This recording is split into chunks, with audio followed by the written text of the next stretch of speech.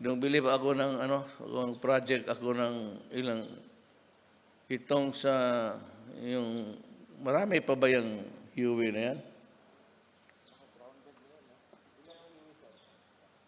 Naiwan. Palitan ko na sana. Wala na, maano na talaga yan. Luma na. Baski na sabihin mo, maintenance, The theory kasi, if you're a pilot, so I used to fly once. Nung bata ako, lumilipad ako. The theory is an airplane can fly forever. But, theory lang yan, with good maintenance, kung maintain mo yung makina. Pero baski yung mga piloto dito, yung every time ilang i-pressurize na yung aeroplano. Yung aeroplano nagaburot yan, nag-expand yan ng kunti. Tapos ganun, every time mag-take off of pressure, tapos i-decompression. Sayang, minsan, sumasabog. Minsan talaga, yung tignan ko kung pagka makabili ako ng ilan para pangpalit dyan sa Huey na yan. Kabili siguro ako ng mga 6-7, okay na yung pampalit sa yung heavy cargo. Meron kasi doon deal. Hindi lang natuloy. Tatanungin ko hindi naman ako well, anyway, that is my next project.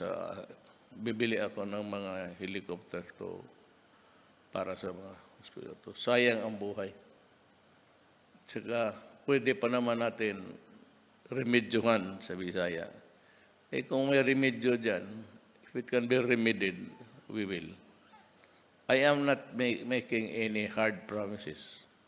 But you can rest assured, I will try my best to look for money para palitan ko yung mga luma na. Sumasakay rin ako niyan.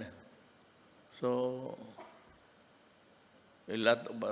noon, yung mayor ako, hindi man ako nakakasakay ng yung ginagamit ko ngayon.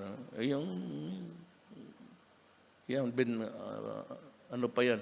Vietnam vintage. But anyway, these are all things screwing my mind. Kasi yung recent crash,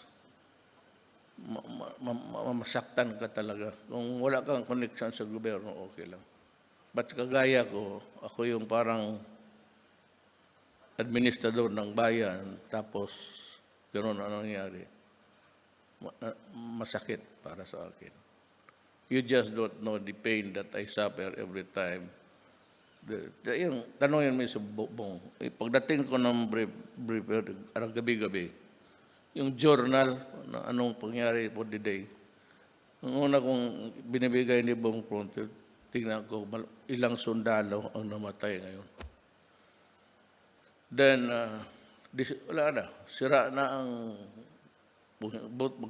magkain ako, okay lang. Kung hindi pa ako nakakain, sira na. Wala na akong gana. Sabagay, hindi naman ako pumapayat, pero it louses up the day for me. So, rest assured, soldiers of the Republic, I really love you. And I love the way that you are serving the country.